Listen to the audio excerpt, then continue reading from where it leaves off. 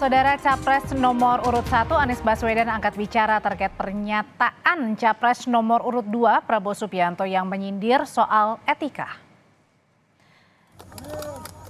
Hal ini disampaikan Anies Baswedan saat berada di Morowali, Sulawesi Selatan. Anies bilang etika itu dimulai dari kepala dan diikuti yang berada di bawahnya. Anies juga menambahkan jika kepala atau pemimpin tidak punya etika, maka bawahannya pun akan seperti itu.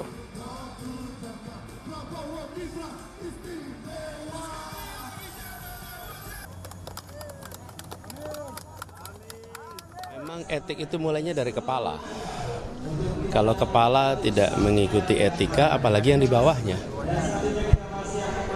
Jadi memang benar mulainya dari kepala, dan dengan begitu yang di bawah akan ikut. Itu aja. Apa sih jawaban yang muncul? Jawaban yang muncul adalah apa yang sudah ada dalam pikiran. Jadi sebenarnya ini adalah kesempatan untuk otentik.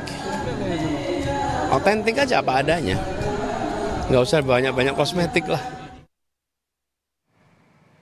Sementara Ketua Harian DPP Partai Gerindra, Sufmi Dasko Ahmad bilang ucapan Prabowo Subianto hanya soal etik di acara Rakornas Partai Gerindra sebagai candaan dan tidak mengarah pada calon presiden tertentu. Dasko menegaskan dalam kegiatan internal Partai Gerindra, candaan kerap dilakukan sesama kader dan itu hal yang biasa.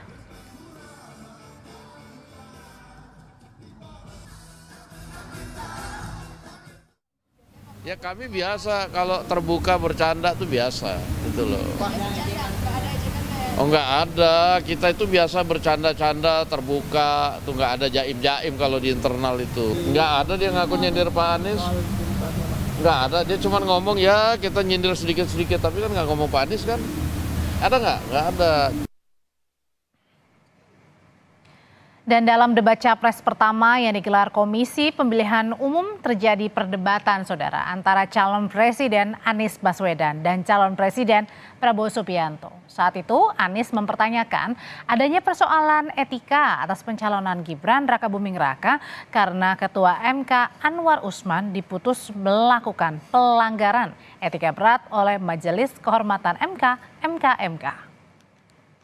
Sesudah Bapak mendengar bahwa ternyata pencalonan persyaratannya bermasalah secara etika, pertanyaan saya, apa perasaan Bapak ketika mendengar bahwa ada pelanggaran etika di situ? Bahwa keputusan itu final dan tidak dapat dirubah, ya saya laksanakan, ya. Dan kita ini bukan anak kecil, Mas Anies, ya. Anda juga paham, ya. Sudahlah, ya. Sekarang begini, intinya rakyat yang putuskan, rakyat yang menilai. Kalau rakyat tidak suka Prabowo dan Gibran, nggak usah pilih kami, saudara-saudara sekalian. Dan saya tidak takut tidak punya jabatan, Mas Anies. Bicara saling sindir soal etika antara calon presiden nomor urut 1 Anies Baswedan dan calon presiden nomor urut 2 Prabowo Subianto. Kita perbincangkan sore ini bersama Mardhani Alisera, Deputi Netralitas Penyelenggaraan Pemilu Timnas Amin. Ada juga Wihadi Wianto, juru bicara tim kampanye nasional Prabowo Gibran, dan Ahmad Khairul Umam, pakar politik Universitas Paramadina. Selamat sore Bapak-bapak semuanya. Sore. Yang lain masih bergabung, karena yang sudah bergabung ada Pak Wihadi. Saya mau ke Pak Wihadi dulu. Pak Wihadi, jadi kemarin dalam Rakernas Gerindra yang dihadiri Ketum sekaligus juga Capres Pak Prabowo Subianto ini, ada nggak sih pembahasan soal evaluasi debat perdana, Pak Wihadi? Nggak ada itu. Nggak ada mengenai evaluasi, tidak ada. Rakernas ini kan boleh dikatakan konsolidasi pada seluruh elemen partai yang ada di seluruh Indonesia, baik itu ketua-ketua DPC dan juga anggota-anggota DPRD yang saat ini dan juga caleg-caleg. Jadi saya kira itu hanya konsolidasi dari internal kami, dan kita tidak mengundang juga partai koalisi dan tidak ada juga Mas Gibran hadir. Jadi benar-benar ini kan secara internal, dan dalam internal itu ya sesuatu hal yang memang dibicarakan dengan internal mengenai masalah bagaimana selanjutnya langkah-langkah yang harus dilakukan oleh para kader-kader kita di seluruh Indonesia. Oke, termasuk juga dengan persiapan langkah-langkah ke depan menghadapi terutama nih yang paling dekat nanti di hari Jumat depan ada debat cawapres perdana juga, Pak Wihadi. Kalau debat kan tidak kita libatkan seluruh kader yang ada di Indonesia. Kader itu kan TKN saja sudah cukup kan ada partai koalisi kan. Tetapi kan kemarin ini kan kita konsolidasi, kita ini hanya Gerindra. Jadi tidak ada partai koalisi. Jadi saya kira kalau masalah debat tentunya nanti dengan partai koalisi dan itu TKN yang sudah nanti akan memberikan apa yang harus dilakukan pada saat debat nanti. Pak Wihadi, kita flashback nih pada saat di debat perdana kemarin. Nah, itu kan ada beberapa kali ya serangan soal etika terhadap pasangan calon nomor urut 2 yang maksudnya adalah Prabowo Subianto yang terus terjadi gitu bahkan sampai dengan kampanye berlangsung. Ini gimana Pak Wihadi menyikapinya? Saya kira begini, yang disampaikan dalam debat itu yang disampaikan oleh Anies mengenai masalah ada problem etika, itu problem etika yang mana? Karena kalau kita melihat keputusan MK itu tidak ada mengatakan bahwa itu ada etika. Dan keputusan MK yang dinamakan adalah melanggar etika, itu tidak ada bukti-buktinya. Jadi saya kira ini kan sesuatu hal yang memang keputusan MK yang juga sangat lucu sebenarnya. Sehingga kalau kita melihat yang dimaksud dengan etika itu adalah etika yang dimananya yang kita masih melihat bahwa seakan-akan ada suatu pelanggaran etika besar dalam hal ini. Dan kita ini bicara mengenai masalah MK ini kan bicara pengujian norma, pengujian undang-undang, ya kan? Kalau misalnya di MK diputuskan ada Anwar Usman dianggap melanggar etika, ini pelanggarannya yang di mana? Bukti-buktinya kan tidak sampai sekarang tidak ada bukti-bukti. Dan dianggap juga sudah selesai ya ini ya, harusnya tidak ada perdebatan lagi gitu ya Pak? Selesai, nggak ada masalah lagi, ya kan? Dan ini kita juga sudah, KPU juga sudah meresmikan pasangannya dan juga sudah menunjukkan ke KPU mengenai masalah syarat-syarat daripada cawapres, selesai masalahnya. Yang diikut-ikut etika ini apa yang diikut-ikut etika lagi? Di sini kita bukan bicara mengenai masalah mengungkit sesuatu yang tidak pernah terjadi, saya kira. Kan? Oke, masalah soal etika itu sore hari ini juga sudah bergabung ada Mas Umam dan juga sudah akan bergabung juga ada Pak Mardhani Alisera. Tapi kita nunggu ya Pak Mardhani untuk bergabung. Saya masih mau ke Pak Wihadi dulu deh. Pak Wihadi, jadi kan tadi dipertanyakan sebenarnya udah nggak ada masalah lagi soal etika ini yang mana. Tapi kemarin pada saat kampanye Mas Anies juga sempat bilang etika itu memang dimulai dari kepala. Etika mulai dari kepala, kalau kepala tidak punya etika, apalagi yang ada di bawahnya. Itu merasa tersinggung nggak sih? Nggak ada kepala apa ini? Yang namanya kepala ini kepala kita atau kepala pimpinan itu sebagai kepala, ini mesti jelas ini kepala apa yang dimaksudkan dengan etika. Jadi pernyataan daripada Anies sendiri pun itu kalau kita kembalikan itu justru yang kita pertanyakan adalah etika daripada Mas Anies menyampaikan bahwa dulu dijanji tidak akan maju sebagai capres, tetapi sekarang maju dari capres. Dan itu kan sudah pernyataan yang sudah ada. Kalau itu kita bicara etika adalah mengenai masalah bagaimana janji seseorang dengan etika itu. Nah itu kan jelas, ya kan. Jadi kalau kita melihat seperti itu, yang dikatakan etika ini etika yang mana, kepala yang mana yang dimaksud itu kan. Saya juga penasaran, nanti kita akan tanyakan ke Pak Mardhani ya, etika yang dimaksud Mas Anies yang mana. Tapi saya mau ke Mas Umam dulu Pak Wihadi. Mas Umam, sebenarnya masalah etika ini kenapa sih diangkat capres nomor urut 1, bahkan tadi juga dipertanyakan Pak Wihadi, ini etika yang mana yang dimaksud kepala sama Mas Anies ini? Ya Mbak Audrey, dalam konteks debat menjelang Pilpres, tentu masing-masing capres akan mencoba untuk menghadirkan sebuah munisi politik untuk mendegradasi lawan. Dan apa yang dilakukan oleh Anies Baswedan adalah sebuah ikhtiar untuk melakukan itu. Sama juga dengan yang dilakukan oleh Pak Ganjar, mencoba untuk membuat sebuah narasi terkait dengan isu HAM, meskipun juga dulu Pak Prabowo sudah pernah maju menjadi bagian dari cawapresnya Bu Mega di Pilpres 2009. Nah oleh karena itu ini adalah bagian dari upaya untuk menghadirkan titik lemah sebagai upaya langkah untuk mendegradasi lawan. Tetapi kalau misal kembali dalam konteks materi etik yang dihadirkan oleh Anies Baswedan, barangkali kita bisa merujuk pada basis argumen yang diajukan oleh Profesor Sajib Toraharjo dari Universitas Diponegoro yang mencoba untuk mengkonseptualisasikan tentang konteks sosiologi hukum. Jadi sosiologi hukum itu meletakkan pada basis etik di mana masyarakat itu meletakkan hukum hadir dan tidak itu pada rasa keadilan. Ketika kemudian rasa keadilan itu ada, maka kemudian disitulah konteks hukum dimaknai sebagai sebuah entitas yang ada, yang terjadi. Nah, terkait dengan konteks ini, maka sebenarnya masing-masing pihak, baik Pak Prabowo maupun Mas Anies, berdiri di atas dua pilar yang berbeda. Pada satu sisi, Mas Anies mencoba untuk memaknai bahwa apa yang terjadi di Mahkamah Konstitusi itu sebagai sebuah proses yang memiliki catatan etik. Karena bagaimanapun juga, kalau kita cermati dari putusan 90, perkara 90, itu ada Dan hal 4 itu menjadi hakim yang serangan tidak ya untuk ke setuju. kubu sebelah ya?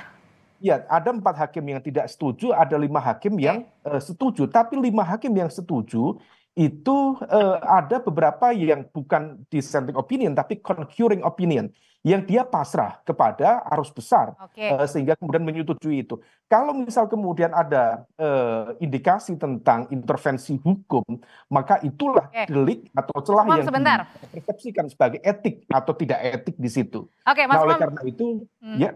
Ya, sebentar. Saya ke Pak Mardhani dulu karena sudah join ya. Karena kita penasaran nih. Tadi isu soal etika, kalau kata Pak Wihadi, Pak Mardhani ini nggak ada masalah kok, udah selesai begitu. Terus kemudian kemarin Mas Anies juga melemparkan kan soal etika, soal kepala yang tidak beretika maka bawahannya juga tidak beretika. Itu jadi nyinggung yang mana sebenarnya Mas Anies ini? Ya, yang pertama tentu etika ini menjadi dasar. Repot sekali kalau pemimpin cuma bicara hukum, apalagi kalau hukum bisa diotak-atik. Dasar dari semuanya itu etika ya. Dengan etika justru hukum jadi tegak. Tanpa etika hukum jadi alat permainan. Nah, Mas Anies menggarisbawahi etika itu penting. Apa yang terjadi di MK semua mafhum bahwa ada sesuatu masalah dengan etika. Karena itu majelis kehormatan menurunkan, majelis etik menurunkan hukumannya dalam bentuk etika. Dan bagi negarawan, hakim kah, presiden, etika itu, hukuman etika jauh lebih berat ketimbang hukuman.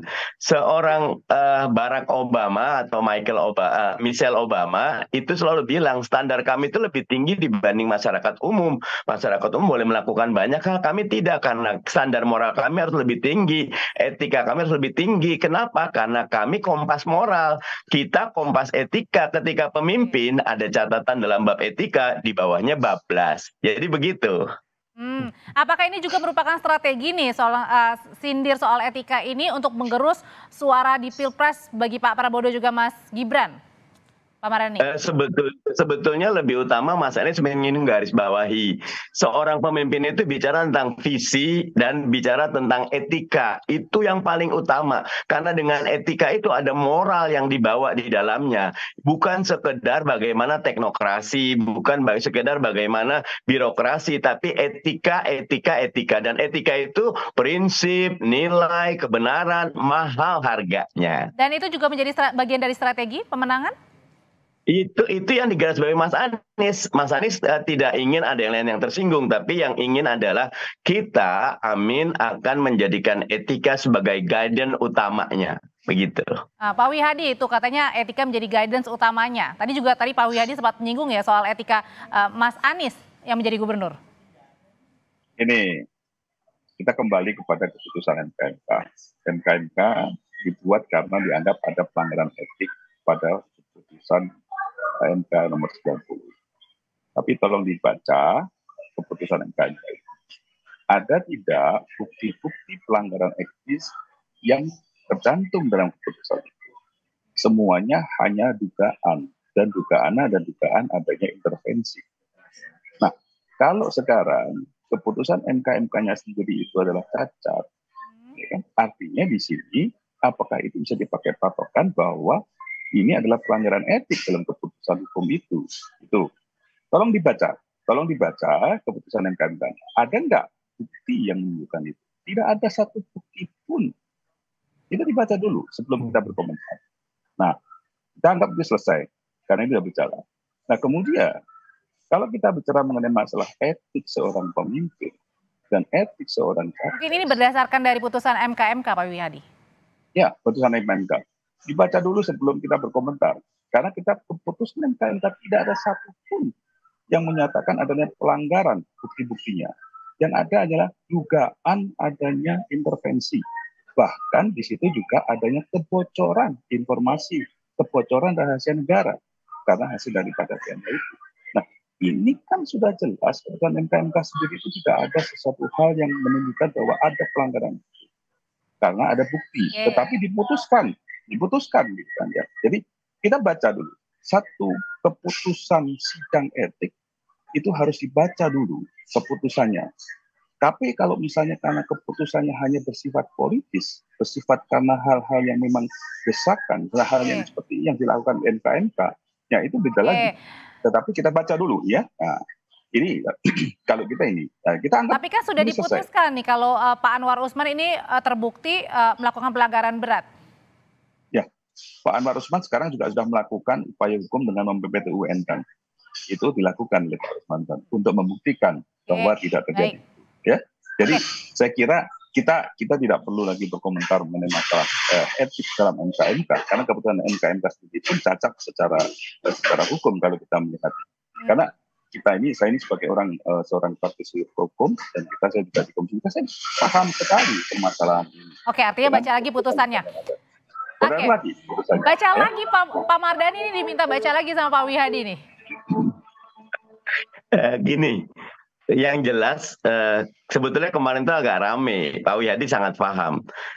Putusannya pelanggarannya sedang, harusnya pelanggarannya berat, tetapi MK-nya mundur dari ketua MK. Itu agak confused juga, betul Pak Wihadi. Harusnya kalau pelanggaran berat maka pemecatan.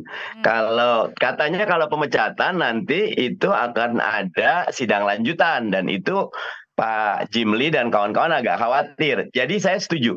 Di bab MK-nya publik sudah punya pikiran bahwa Pak Anwar Usman melakukan haknya, itu haknya. Dan kita harus hargai itu. Tetapi prinsipnya adalah bahwa Mas Anies ingin garis bawahi, etika itu menjadi panduan.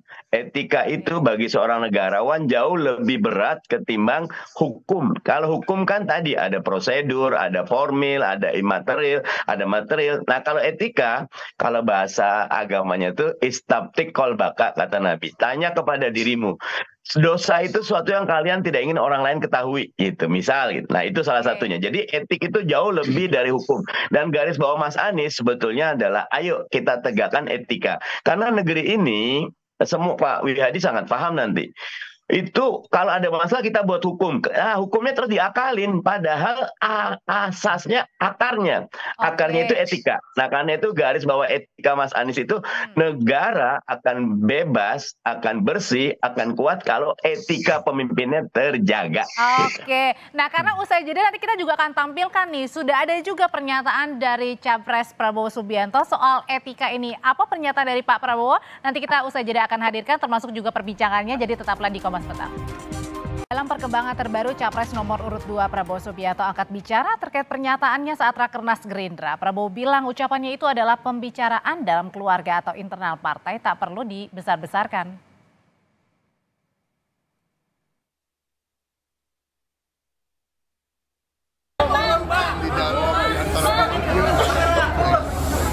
Nanti biasa cari-cari besar-besarkan itu di antara keluarga dan bicara orang lagi biasa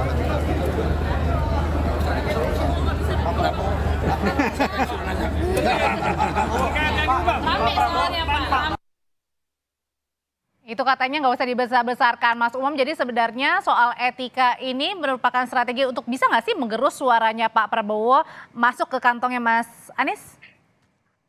Iya tentu. Statement-statement seperti inilah yang ditunggu-tunggu oleh Pak Mardhani dan teman-teman. Karena bagaimanapun juga, tadi ya, saya masuk dulu dalam konteks perdebatan yang awal tadi Mbak Audrey. Bahwa ada sisi pijakan yang berbeda. Kalau misal sisi kubu 01 mencoba untuk meletakkan basis etik sebagai rujukan, Sementara kalau misal argumen Pak Prabowo sebenarnya juga tidak salah juga. Karena Pak Prabowo menggunakan basis legal formal prosedural.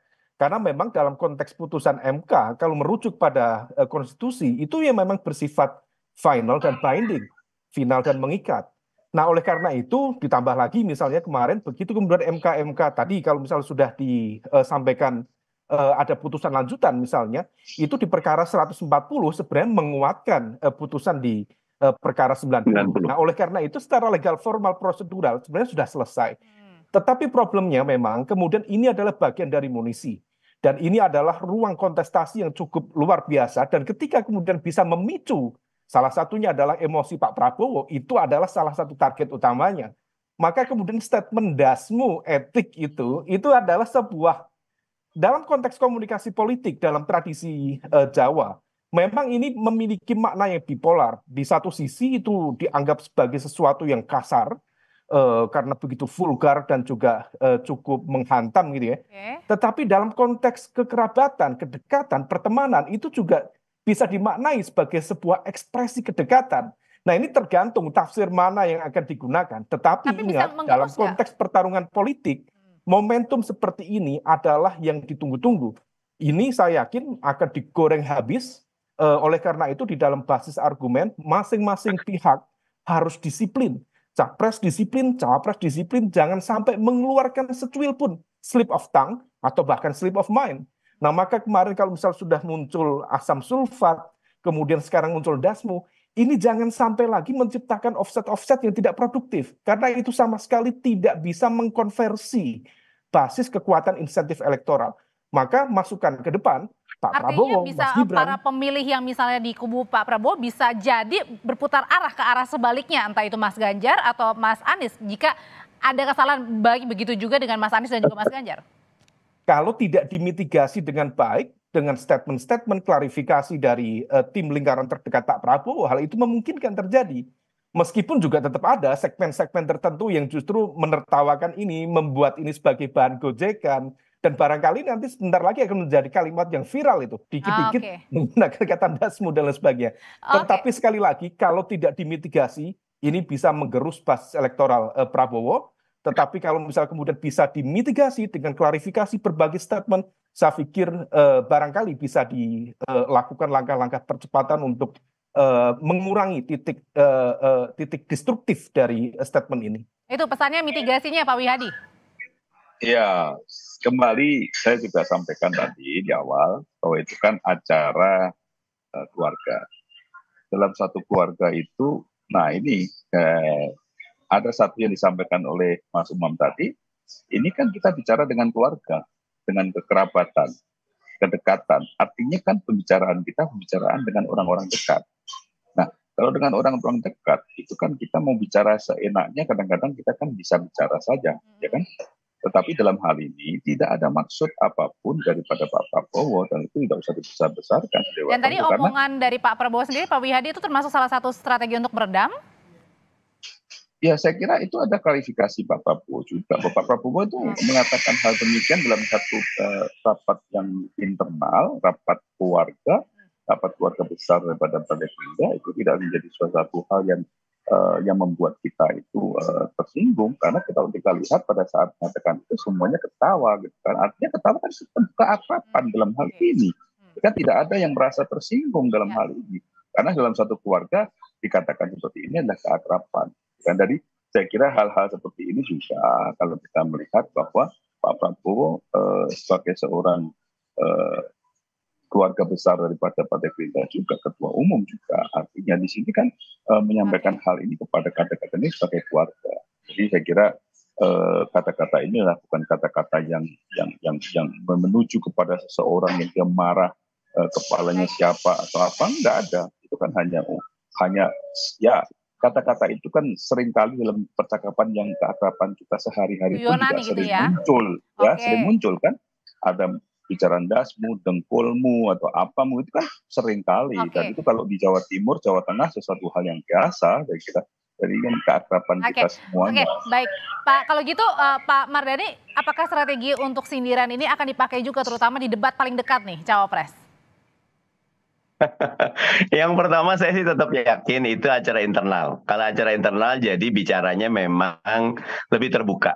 Tapi jadi repot tahu ya di ketika bocor. Nah, publik taunya seperti Mas Umam bilang bisa jadi kok kasar gitu loh. Padahal persepsi Pak Prabowo kan dengan gemoy. Pak Prabowo ini luar biasa loh.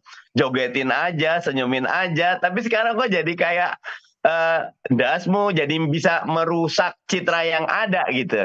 Kalau kami menganggap yang kayak gini nanti bisa jadi juga kalau Anies salah ngomong akan seperti ini juga. Insya Allah nggak akan digunakan. Sama-sama ini peringatan ya. Ya, tetapi publik bisa mulai khawatir. Persepsi gemoynya bisa berubah tuh. Dulu kan Pak Prabowo tegas, keras, bagus gitu loh.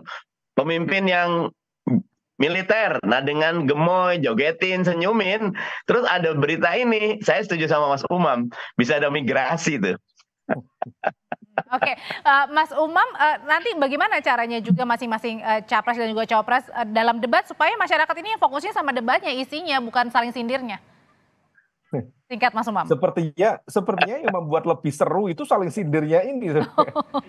Dan masyarakat juga ya kita lihat ya perkembangannya. Saya pikir debat pertama kemarin dari masing-masing capres memang lebih mencoba untuk menghadirkan munisi untuk mendegradasi masing-masing. Sehingga kemudian lebih banyak kalau misal kita tangkap adalah upaya untuk mencungkil ego masing-masing. Sehingga ketika kemudian bicara tentang konteks penegakan hukum, konteks let's say tentang penguatan mesin anti korupsi, bagaimana memperkuat KPK, kemudian menjaga netralitas independensi KPK, sektor prioritas strategis apa yang mau disasar dalam konteks penegakan hukum, itu tidak banyak terelaborasi. Tetapi kemudian ketika kemudian ada ketersinggungan itu, dan itu ternyata yang tergarap dalam percakapan publik dan sebagainya, maka besok ini menjadi tantangan serius di mana ya kalau misal kemudian kita cermati Gibran salah satu yang selama ini dianggap di underestimate. Kalau misal kemudian masing-masing bisa mempersiapkan diri dengan baik dan fokus pada tadi materi debat yang konstruktif, saya pikir itu akan jauh lebih bermanfaat dan meaningful bagi elektoral. Jadi meskipun masyarakat suka sindirannya, tapi masing-masing capres dan juga cawapres harus fokus kepada isi materinya, terutama dalam debat nanti. Terima kasih. Terima kasih Pak Wihadi, terima kasih Pak Mardhani, terima kasih Mas Umam, sehat selalu.